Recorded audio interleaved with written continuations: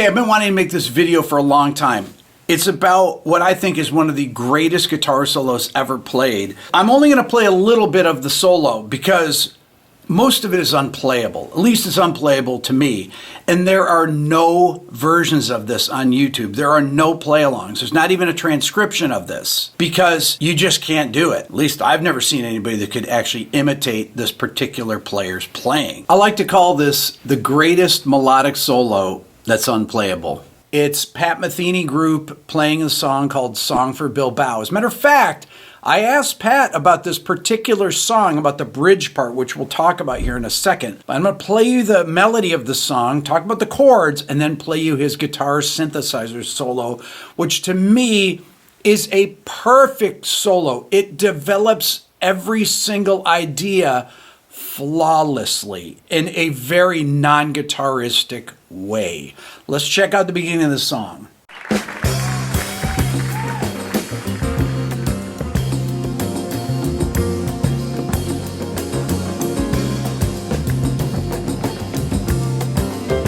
Just two chords, C sus, 2, F sharp, major 7 sharp 11, bridge, all majors.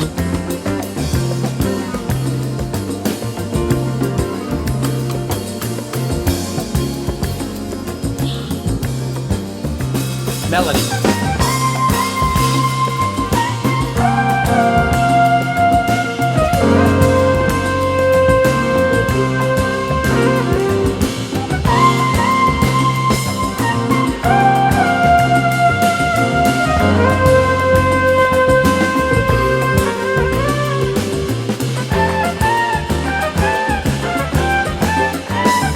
Let's talk about this bridge part. It goes to 3/4 time.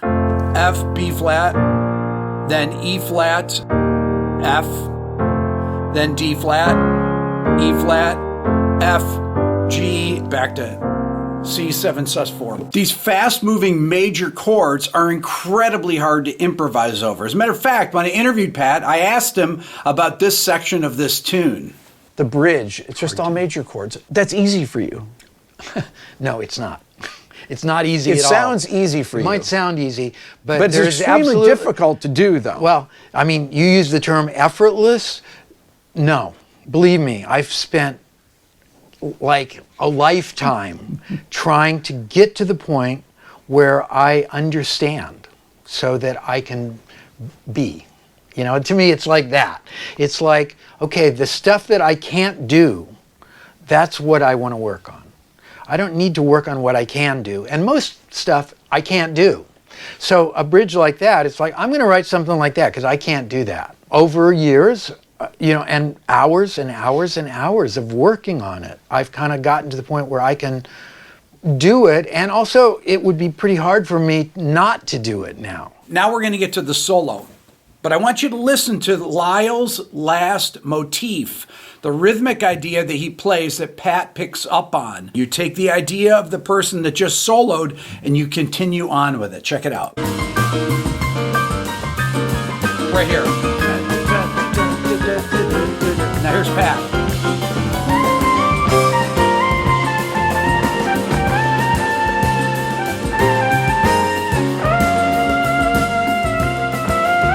Okay, right there, that's a complete phrase. Then he starts his next idea, next motif. Let me play along with it for a second just to show you how awkward the timing is. It's almost impossible to play along with it. Listen.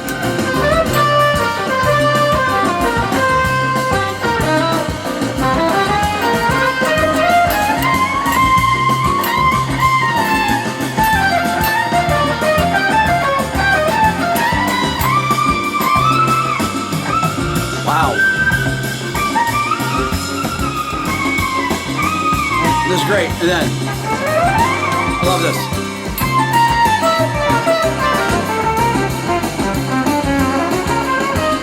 And then.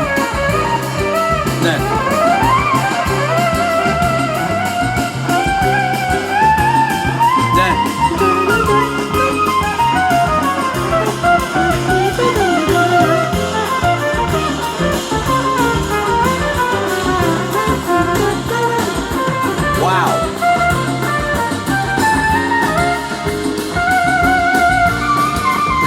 That phrase that he just played there,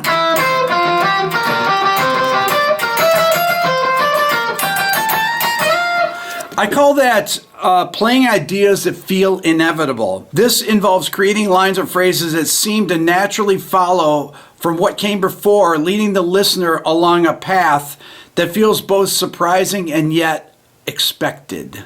Let me play along with it. Right here.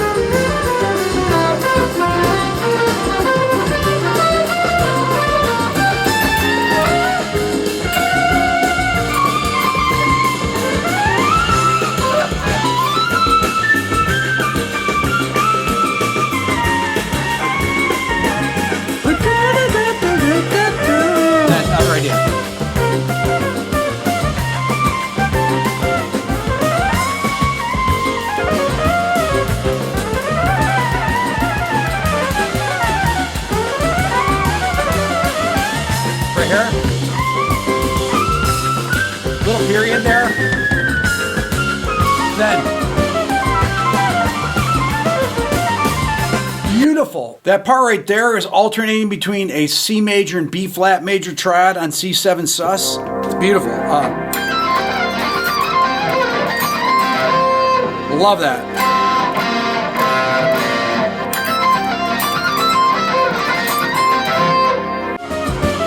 C, B flat, C, B flat.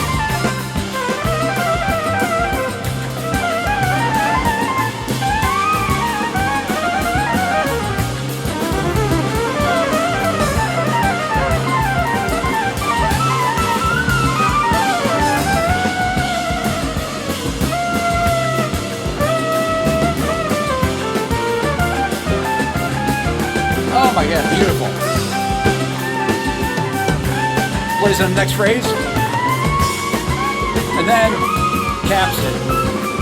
Then new phrase.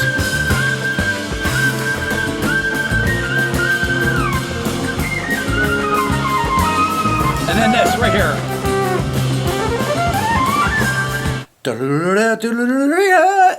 To lead into that phrase again, he plays these two connected ideas, just one octave and then the next octave, the same idea. But it is so incredibly well done. It's so unguitaristic. These things are impossible to play. If somebody could play along with this, I would be blown away. But that's literally why there are no versions of anyone trying to play along with this. You can find versions of Michael Brecker playing the song or guitar players playing Michael Brecker's solo. It's a completely different recording, or even Pat's solo from that, but not this exact one from ECM Records. Nobody plays that. First of all, it's an octave up because it's a Roland GR300 guitar synthesizer. But the phrasing that Pat has is impossible to follow. Right here, listen.